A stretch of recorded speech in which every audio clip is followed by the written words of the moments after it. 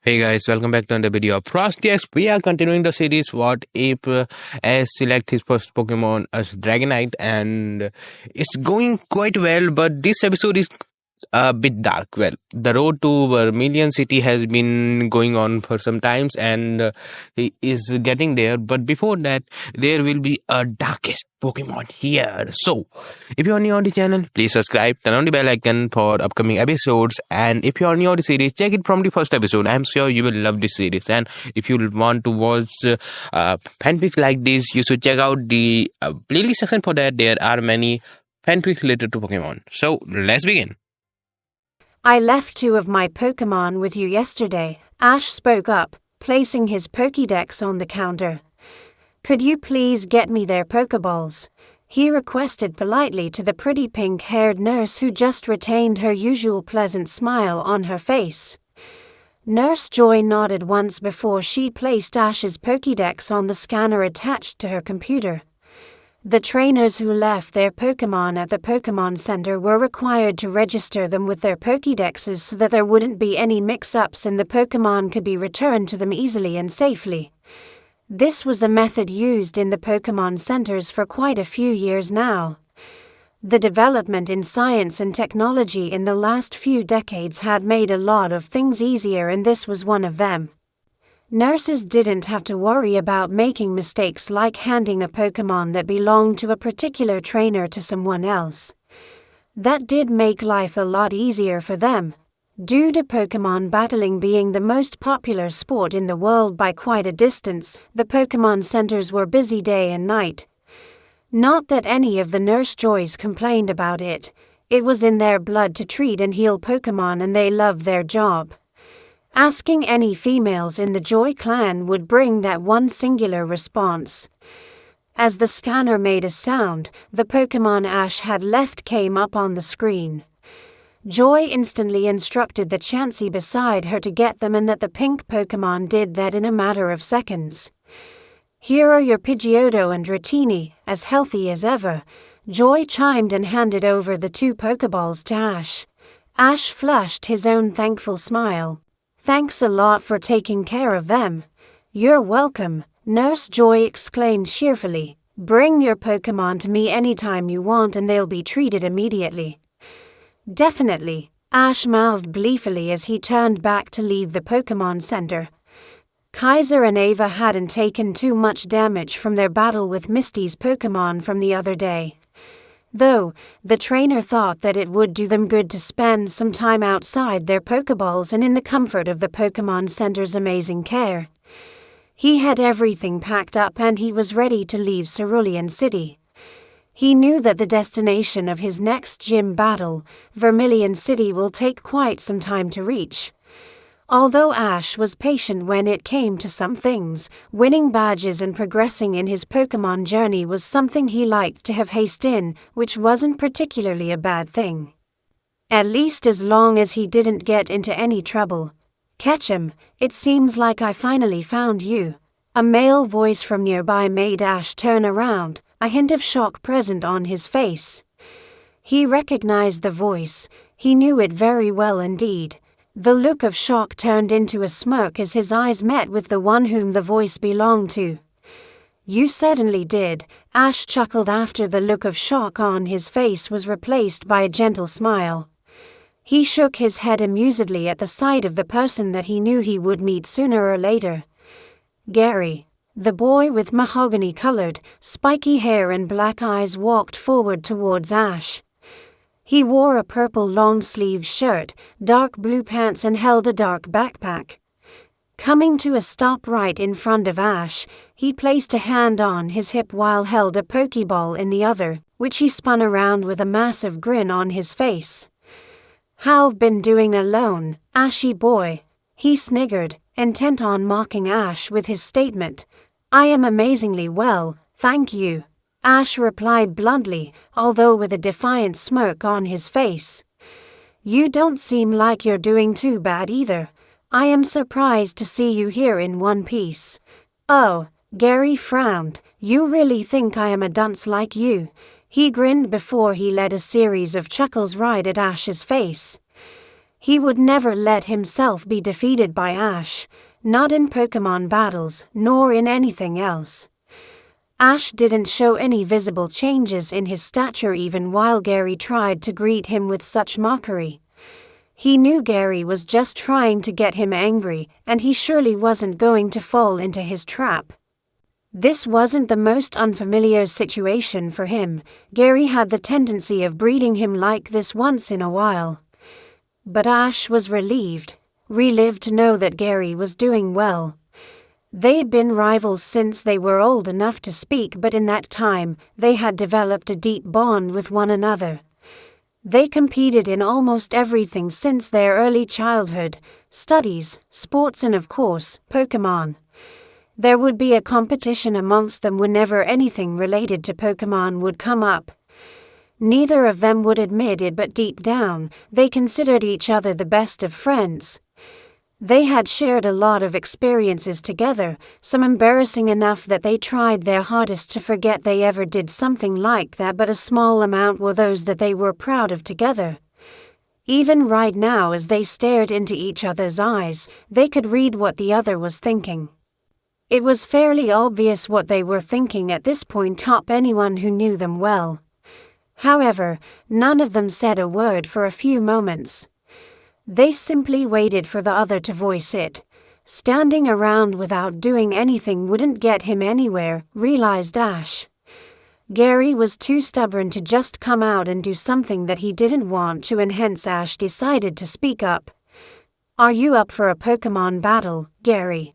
Ash challenged his rival, his right hand reaching for his Pokémon belt. "You were pretty pumped to beat me not too long ago." Gary snorted. "Get ready to face defeat, Ash," he announced confidently as he too removed a Pokeball from his pocket and showed it to Ash. Soon enough, the two young trainers found themselves in the battlefield behind the Pokémon Center. Both of them had their Pokeballs ready in the palms of their hands, itching for the battle to start. They'd already waited long enough to have one, and neither of them would give it anything but their best. The two had fought many battles before this against each other. However, this was the first time that they were battling with the Pokémon they'd caught on their own. Even though they considered their previous mock battle to be a serious affair, as they were still Pokémon battles, this was something completely different.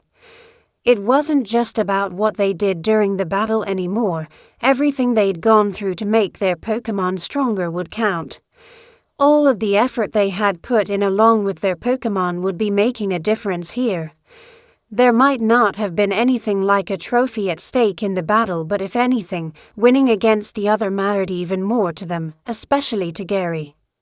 "A one-on-one sounds good to you?" Gary asked from the other side of the field to Ash, who simply nodded in agreement. A smirk which contained the slightest bit of arrogance made its way to Gary's face as he pointed his Pokeball forward. "Use your strongest Pokémon, Ash, because I surely won't go easy on you." Ash raised an eyebrow amusedly before he chuckled. "It wouldn't be any fun if you did go easy on me." He tapped the Pokeball in his hand, which let out a red beam of light onto the field. "I choose you, Ignis." The Pokeball in Gary's hand was tossed up in the air by the brown-haired trainer as well. "Stud, go!" The two Pokémon cried at one another as soon as they materialized on the field. Ignis bore his fangs as he hissed at the bipedal blue-colored Pokémon resembling a turtle. Gary's Wartortle, Stud, wasn't one to be left behind as he too shouted in response. So, Gary began, eyeing the two Pokémon on the field carefully. "Your starter was a Charmander." Ash grinned at Gary's assumption. Not quite. He denied his claims before he eyed the Wartortle that he'd have to defeat in order to win against Gary. "I am sure Wartortle is your starter though." For a moment after he heard Ash, Gary held a look of stupor on his face. Ash smirked at the response, taking pleasure in every bit of surprise that Gary's feature held at that moment. Charmander weren't commonly found in the wild, so Gary was probably thinking about how he'd managed to get one. "You've named it Stud," Ash sneered with a cocked eyebrow. I think it suits you. Gary blinked for a moment, then smirked. Ha, it suits Stud. He pointed. He'll destroy your. He trailed off for a moment. Ignis. That's not a bad name. His grin sharpened. For someone like you. Do you want to kill me with your stupid taunts or fight? Ash scoffed and shook his head. All right then, let's start. Stud, water gun, Gary yelled his first command. It didn't take long for Ash to counter. Intercepted with Dragon Rage, Ash had chosen Ignis for this battle even before he knew what Gary would be using, which put him at a disadvantage. However, he wasn't upset about it. If anything, he thought it would be some really good training for Ignis fighting against a water type. He hadn't had too many chances to test Ignis against strong water-type Pokémon, except for the Cerulean gym match, which he thought wouldn't be the best choice since he had to win the gym match. This was the perfect opportunity. On the field, Ignis opened his maw and charged purplish-blue draconic power, which soon formed into a ball. A jet of water soon fired by Stud soon headed towards the lizard Pokémon. Ignis was ready to fend off the water-type move with his strong dragon-type move though. The Dragon Rage and Water Gun collided, the water dissipating in the air. Water Gun again, Gary ordered. He had a huge advantage in terms of type and he wasn't about to go to any other strategy after just one failed attack. Stud opened his mouth wide and brought forth a stream of water that he aimed at Ignis across the field. However, just as the water gun neared, Ash made his move. Dodge it, Ash said nonchalantly, almost as if he was sure that the water gun wouldn't hit his Pokémon. And Ignis lived up to his expectations, showing his agility and speed by running forwards and then leaping out of the way at the last moment. Gary appeared astounded by how fast Ignis was. He wasn't stupid enough to expect his Wartortle, a Pokémon that relied on its bulk and power to outspeed a fast and nimble Pokémon like a Charmander, but he probably didn't predict Ignis to be this fast. While Gary thought about his next move though, Ash used the couple of seconds he got to advance. Dragon Rage Quick. That command got Gary's attention as he got back to his senses. Withdraw, he called. Stud surely wasn't fast enough to evade the blue beam of energy that Ignis had just shot and he made the best move possible. That was the reason Gary had gone for a defensive move. Ash felt his heart race even more. The turtle Pokémon straightened his body before he hid inside his steel-like hard shell. The Dragon Rage struck him, resulting in Stud yelling out in pain. Withdraw raised the defense of the Pokémon that used it, but it didn't eliminate the entire damage that the attack could do. Nevertheless, the damage that Stud suffered wasn't going to faze him. The two Pokémon stared at one another again, as they waited for their trainers to give them another command. The Wartortle snarled at his opponent while Ignis dangerously pointed his claws forward. Ember, Ash called calmly. Ignis wasted no time and brought forth flames from the bottom of his being and instantly let them rip across the field at Stud. Gary waited just long enough for the Ember attack to be fired from his opponent's Pokémon before he opened his mouth. Such attacks won't get you anywhere, Ash, he sighed as if disappointed before he turned his full attention to the battle with eyes which clearly showed the fire he had for Pokémon battles. Stud, blow that away with rapid spin. And just as he said, Stud tucked himself inside his shell once again and began spinning around rapidly. The flames, as hot scorching as they were harmlessly swung away and dissipated. However, Ash smirked instantly. Now Dragon Rage, and Ignis was ready to attack. The flames of Dragon Rage formed inside his mouth as his mouth gaped in the direction at Stud, who just stopped its rapid spin. The speed at which Ignis had prepared himself for his next attack after Ember had taken Gary by surprise. Before he could think of a possible way for Stud to avoid the dragon-type move, the blue and black beam of energy turned into the shape of a dragon and walloped powerfully onto Stud. "Hang in there, Stud," a worried Gary screamed. His concern for the turtle Pokémon wasn't without reason. His Stoddard had suffered a serious blow from the intense raging power of the dragons, and the bruises on its body that laid on the ground made it evident. For a moment after Ignis's attack had completed, Ash's jaw almost dropped. His mouth went agape when he saw that Ignis's dragon rage had taken the shape of a dragon, a sign that the Pokémon had all but mastered the move completely.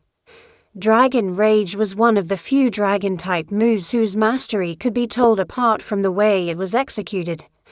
If the Pokémon had just learned the move, it was just a draconic beam of energy, while the form which Ignis just demonstrated was almost the perfect one.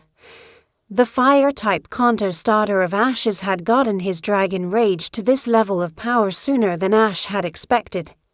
Even Kaiser, who was a specific Dragon-type Pokémon, hadn't grasped this amount of proficiency yet. Ash beamed proudly at Ignis. "That was amazing, Ignis," he praised the lizard Pokémon before a serious expression again made its way to his face. He had already achieved what he would have liked from this battle, to get Ignis used to fighting strong water-type Pokémon.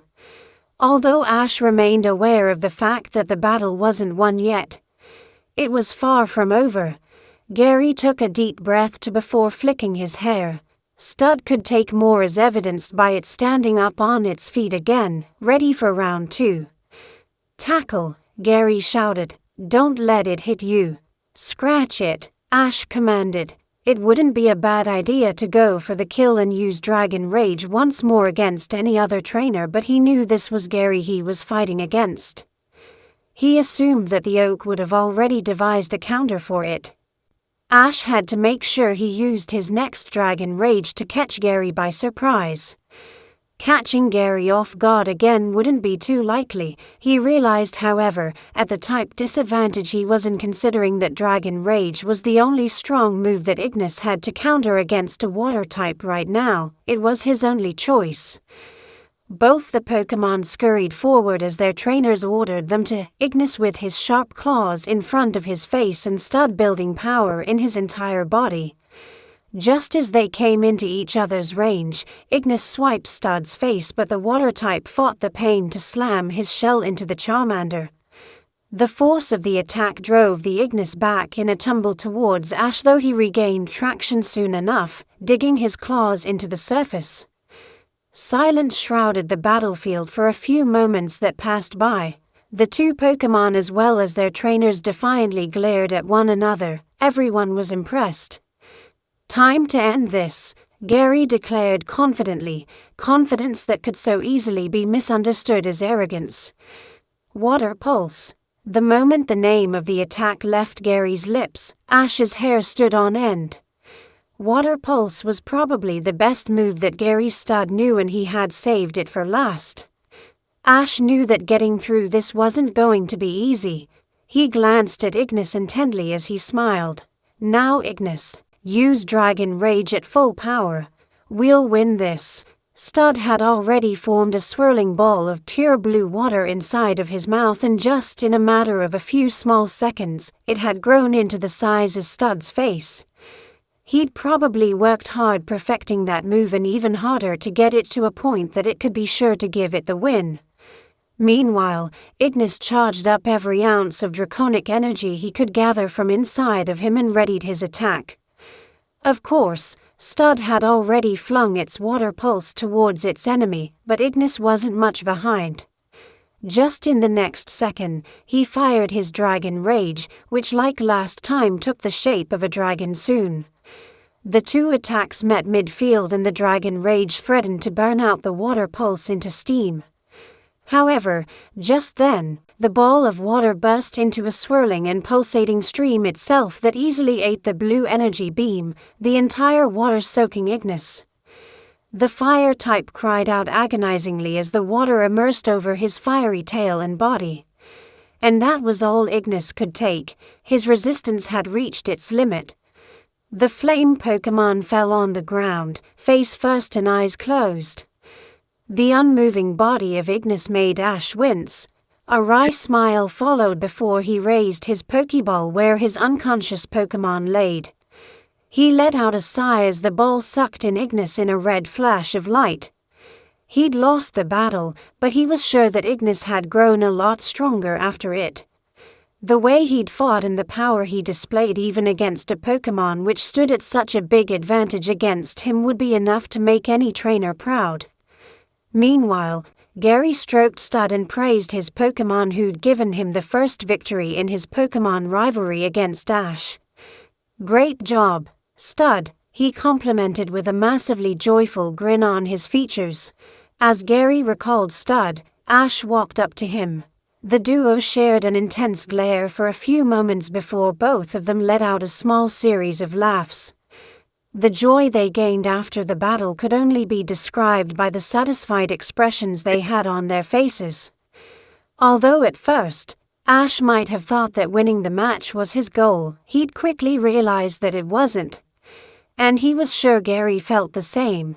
Once again, he understood why he loved Pokémon battling so much. The excitement he felt during the battle was something no one could explain in words. It was something that he could never have enough of. Ash offered Gary, who was knelt on the ground after he'd just finished talking to his victorious starter, a hand. The brown-haired rival of Ash's blinked in surprise before he eventually grabbed the offered hand and stood back up straight. "That was more fun than I'd expected," Ash admitted with a smile on his face. Gary chuckled at the unexpected statement that came out of Ash's mouth. "I admit, it was much more fun than I ever had fighting you with those little Pokémon in the lab." He shook his head in levity as he remembered all the fights he'd had with Ash back then. "Hey Gary," Ash called as he turned around towards the Pokémon Center. "I haven't had anything to eat yet, so I am heading to the cafeteria." "You coming?" he offered. He knew that they would be going their separate ways soon and he didn't mind having a little chat with Gary before then.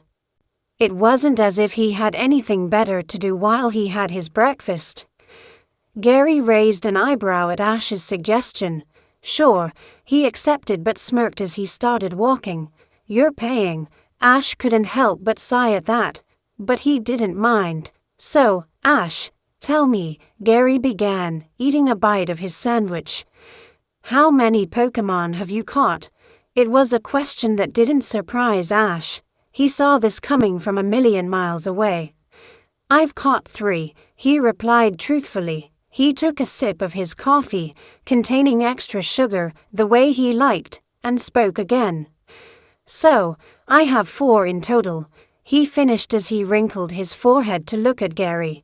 "What about you?" he questioned. A smirk arose on Gary's face at that.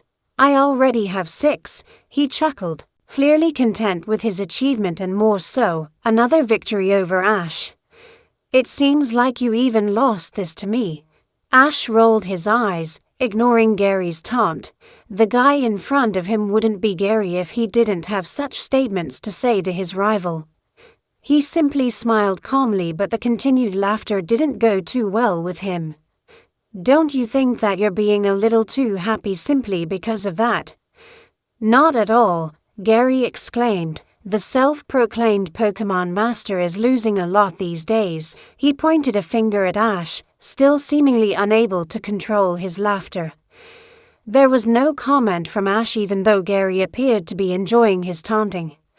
The reason for that was because he was still somewhat embarrassed of the few times he used to shout out the words, "I'll be a Pokémon Master," out loud in his childhood whenever he felt overexcited.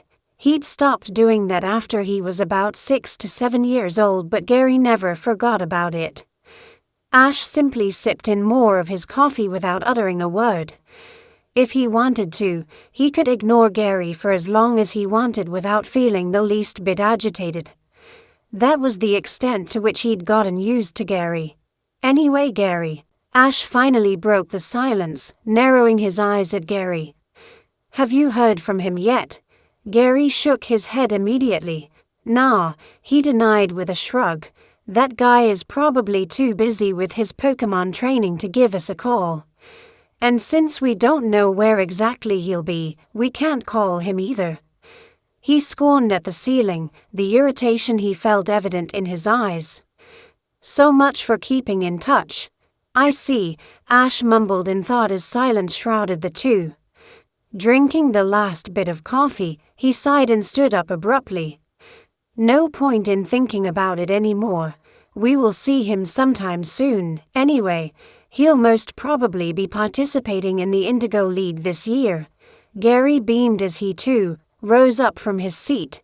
I guess so. I am gonna be leaving Sir Lewin today, Ash informed his longtime rival. When are you gonna leave? You already have the gym badge. Gary placed a hand on his chin and thought about his plans going forward. Yeah, I already have the Cascade badge and it's not like there's anything else to do in this city. He mused and nodded to himself. I'll leave today too. He pointed his index finger at Ash defiantly. And don't even tell me to travel with you. I am not going to do that. He spoke out the last statement in a tone different to his usual speech, highlighting what he would never do, even if his life depended on it. Ha! Ash raised an eyebrow, somewhat confused at Gary's sudden outburst. He never planned on asking Gary to come along. He'd be better off alone anyway. His surprise was intensified by the fact that it was Gary saying those words. He wouldn't be if this were some of his other friends whose personality matched that sort of behavior, but not Gary. The raven-haired trainer sighed, concluding that it was just another act his longtime rival did to taunt him. I never would ask you to. Anyone but you. Are you leaving right now? Gary questioned, curious to what his rival would do next. Ash nodded. Yeah, it's not like I have anything to do in Cerulean either. See ya. Then, Gary waved his hand at Ash. I am gonna give Gramps a call before I head out. Professor Oak. Ash named the grandfather of his rival, Gary Oak. He bit his tongue lightly as he appeared to have been reminded something. I haven't called him or Mom since I left. Maybe I should show him my face to let him know I am alive and well. You look good as well, Ash. Professor Oak grinned from across the video phone in the Pokémon Center. Yes, Professor. Ash smiled back. They'd been on call with Professor Oak for about 5 minutes now, and Gary had already talked to him about the things he needed to. Gary had been keeping in touch with the professor, and the two Oaks talked about some Pokédex-related stuff that Gary had questions about. Professor Oak was pleasantly surprised to see that Ash and Gary seemed to be getting along better than they did in his lab. Gary especially was always keen to get ahead of Ash, but there were no signs of that at this point. The gray-haired researcher realized that the two had matured and weren't the same little kids that caused him so much trouble until a few years ago. Well, their passion for Pokémon was one thing that hadn't changed. The two kids would end up becoming something special, he always believed that, and still did. And with the way things were going, and the progress they had made in their short journeys so far, they were right on track in proving him right. You've captured some interesting Pokémon, Ash, Professor Oak said. He got notified whenever a trainer who had gotten his identification from him captured a Pokémon, so he knew about all of the Pokémon they had caught. The same was true for Ash. You weren't able to get a Ignis as your starter, but you did manage to catch one. Ash rubbed the back of his head unintentionally. Yay, I got lucky with him. Professor Oak nodded before he spoke again. Anyway, there is young and talented Pokémon researcher who doesn't live far from Cerulean. And since you two are in Cerulean City, why don't you pay him a visit? A Pokémon researcher. Gary narrowed his eyes as he leaned towards the telephone screen. His name is Bill, Oak informed. And he is the guy who has invented the Pokémon transfer system. He already knows about you two, and you are sure to learn a few things from him. Nah, Gary looked away uninterestedly. As he saw Ash and his grandfather look at him with doubtful eyes, he decided to explain the reason for his denial. I already have a schedule that I am going to follow till I reach Vermilion. There's the SS, and leaving on March 25th and I can't miss it. He elaborated his situation. He would definitely go visit Bill had it not be for this reason, but he was genuinely excited to go to the island that the SS Anne would take him to.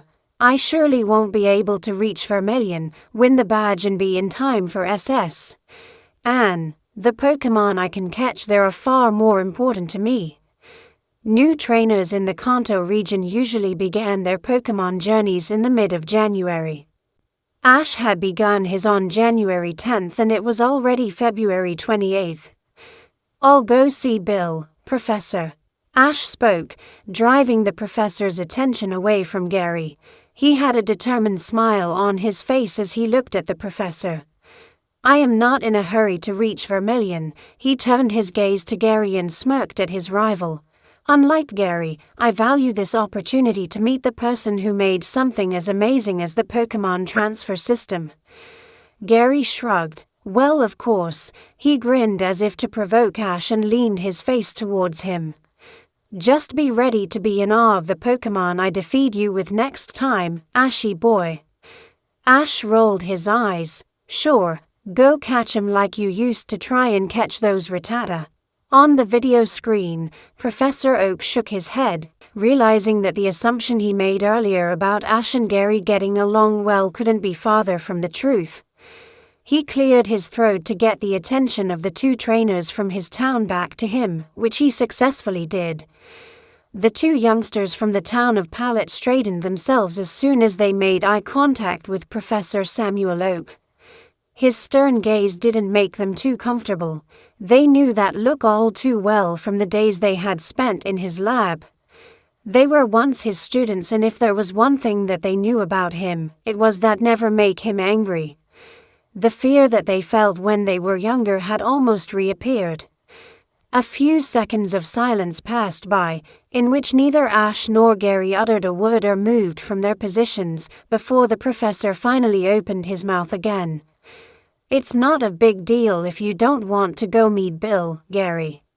I just thought that it would be a good experience for you two to meet someone like him. He explained, his expression relaxing and a smile creeping on his wrinkled face. As for you, Ash, he called Ash, who immediately turned all his attention towards him, not that he was not paying attention to him earlier. I think you will get along with Bill. He nodded twice to himself. He is much like you in a few ways. He is. Ash raised an eyebrow along with his query. Oak nodded. And don't let the fact that he is the inventor of the Pokémon transfer system fool you. He is just a few years older than you. Whoa, no way, Gary yelped in amazement. He didn't expect someone who'd made something so significant in the Pokémon world to be so young. This person truly had his attention now. That can't be. Ash was equally as surprised, evident by the small jump he did at the statement from Samuel Oak. The Pokémon professor laughed out in mirth at the reactions from the two. That's true. Just as he was about to continue, the sound of the doorbell came from the professor's lab. He turned back to take a look at his clock. I wasn't expecting anyone, he mumbled to himself and turned back to the call. So you two, be careful and make sure you don't do things that aren't for you. He wore a serious expression as he said that. You're still new trainer and there are things that you don't know anything about in this world. Not all people and Pokémon are as harmless and tame as most of the ones you've met so far. And give me a call if you're stuck. Goodbye. With a wave of his hand, the Pokémon researcher from the town of Pallet ended the call as the telephone screen in the Cerulean City Pokémon Center went blank. Ash and Gary sighed in unison, finally relaxing their tense bodies.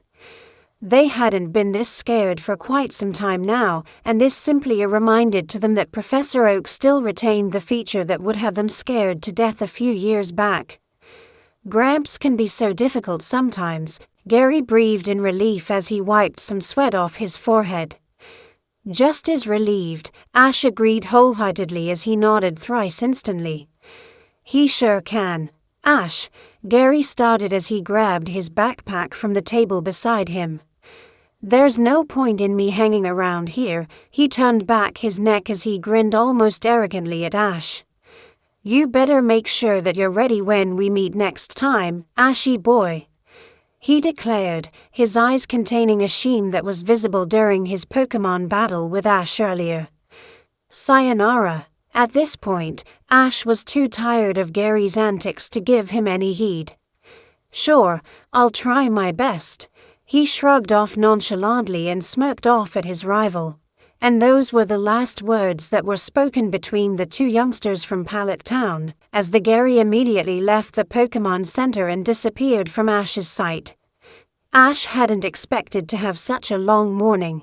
It had been quite exhausting for him. First a battle with Gary and then a reminder of the old Professor Oak. Although he couldn't say that he hadn't enjoyed it, it was just the kind of tiring joy a kid got from playing all day in an amusement park. Worn out, Ash let his shoulders slump before allowing his body to fall on the sofa he stood next to. He sighed and then snickered as he thought of the events that had happened today. But what excited him most was the things to come.